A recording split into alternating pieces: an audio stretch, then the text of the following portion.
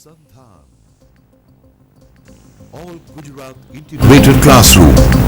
સેટેલાઇટના માધ્યમથી જોડતી કડી એટલે સંધાન.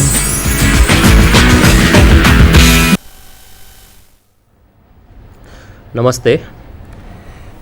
Today's topic is application of differential equations. In last lecture, the last lecture was on introduction to differential equation, and we have seen that what is a differential equation. We have seen the types of differential equations. There are main types called partial differential equations and ordinary differential equations. We have other types as linear differential equations and non-linear differential equations. Also, we have seen some terminology related to the differential equations, like what we mean by solution to a differential equation, or what we mean by a general solution and complete integral to a differential equations. In today's lecture, we will see some of the applications of the differential equations. We start with the first order differential equations and its applications. So we start with this question: is the subject of ordinary differential equations important? The ultimate answer to this question is certainly beyond this scope, as it is extremely important. Differential equations appear naturally in many areas of science and the humanities. Our purpose is to show how researchers have used differential equations to solve or try to solve real life problems. We begin by studying first order differential equations, and we will assume that our equation is or can be put in the form dy by dt is equal to function of f of y and t. Here y is called dependent variable and t is called independent variable.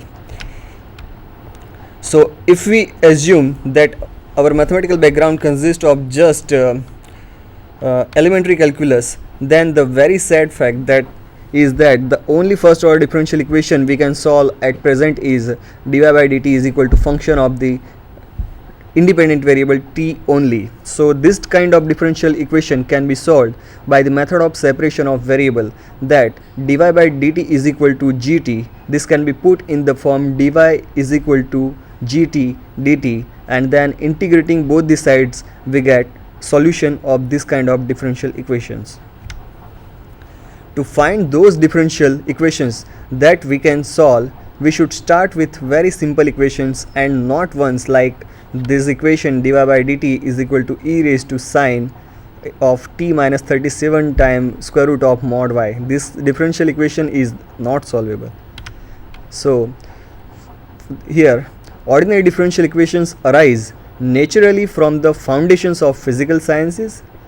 Ordinary differential equations are useful tools for solving physical problems. So first we see the case of orthogonal trajectories. Use differential equations to find curves that run perpendicular to the ones we already know, orthogonal trajectories. So we know the function of a curve or several curves very well, but now we would like to find those curves that run perpendicular to the known ones. In last lecture we have seen that if we have a first order differential equation, then first order linear differential equation, then that will represent a family of curves in plane, and the solution of that first order linear differential equation will be the equation of that family of curves. Here we will try to find the orthogonal family to the given family of curves. So imagine you have an object, for example a new car model. In order to describe the surface of this car, you are measuring the distance between a reference point and the model surface using sonar, for example.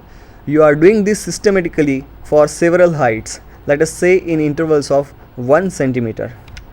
So the result will be a number equidistant curves describing a thin onion rings like layer of the surface. How can we get from this representation to more practical and better looking wire type representation. Here we go. As so often, the basic idea is very simple here. Simple idea behind this is, first step is find a differential equation of the given curves. Means the given curve will be curve of families, family of curves will be represented by an equation containing x and y with some arbitrary constant. So we differentiate this equation representing family of curves to form a first order linear differential equations that will be in the form dy by dx is equal to a function of the dependent independent variables. So first of all, we have to look for a differential equation, our known curves. Then our measured curves are solutions of some differential equations. We only have to figure out which one. The curves we are looking for, the orthogonal trajectories, then must satisfy the following differential equation. The equation of our curves, given curves, was dy by dx is equal to function of fxy, and this is means the orthogonal trajectories have the equation, differential equation dy by dx is equal to minus 1 upon f of xy. You can see here the relation between these two equations, as dy by dx represents slope. For the slope of the given family of curve is f of xy, and this is minus 1 upon f of xy, and they have the relation of orthogonality. So the product of the slope is becoming minus 1. As you have studied that if two curves are perpendicular to each other, at some point their tangents at that point are perpendicular at that point, and then the slope of these tangents will be, the product of the slope of this tangent will be equal to minus 1. So let us assume we have found such a differential equation. Keep in mind that y equal to fx are the known functions and dy by dx is equal to f of xy is that particular differential equation for which we want to find orthogonal trajectories. We know that dy by dx is nothing but the slope of our curve. Then of course the negative and inverse value dy by dx of describe the slope of the function perpendicular to y. So we are using this fact, and we have, from this fact we have considered the equation dy by dx is equal to minus 1 upon f of xy. The solution of this differential equation will be the trajectories, and we are looking for that only. So all that's left to do is solving the new differential equation dy by dx is equal to minus 1 upon f of xy. So consider a particular example.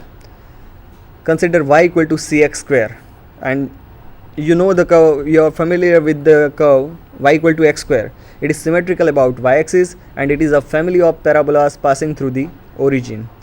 So from this equation, first we form differential equation representing this family of parabolas, and then we will find the orthogonal trajectories for this family. So rewriting this, we can write this as y by x square equal to c.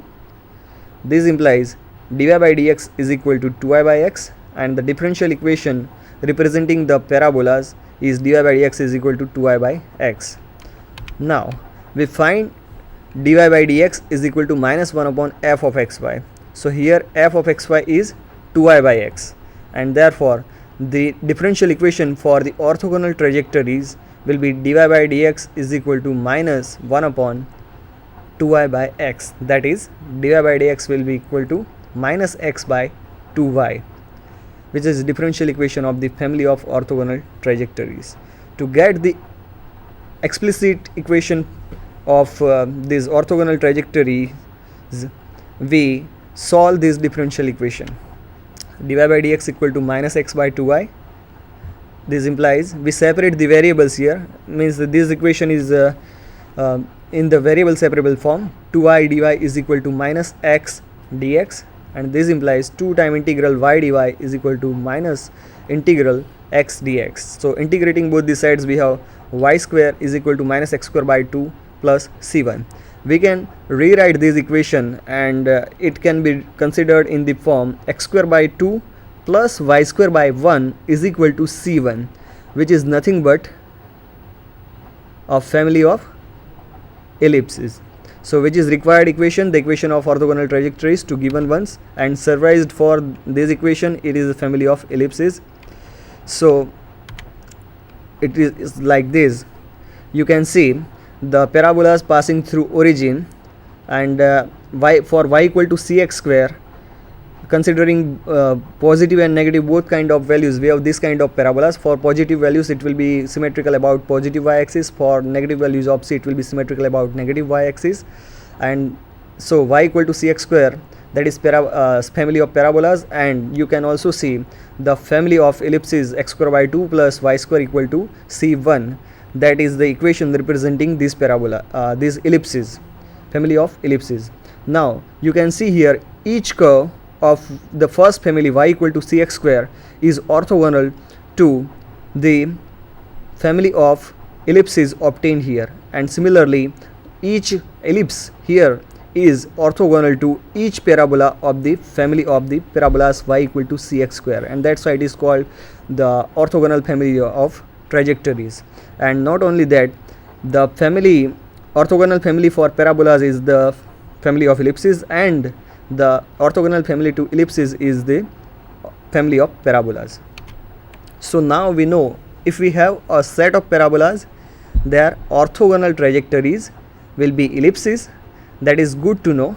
Let us assume you have some parabolic graphs and you are trying to translate your slice graphics into a wire mesh picture. Your graphics program should better comes up with some ellipse like shapes. So you know even more now, the orthogonal trajectories of ellipses will be parabolas. Now we consider one more application of first order linear differential equations, and all these applications can be considered as cases of mathematical modeling also. So second one is population dynamics, the logistic model of population growth. One of the earliest attempts to model human population growth by means of mathematics was by the English economist Thomas Malthus in 1798. Essentially, the idea of the Malthusian model is the assumption that the rate at which a population of a country grows at a certain time is proportional to the total population of the country at that time.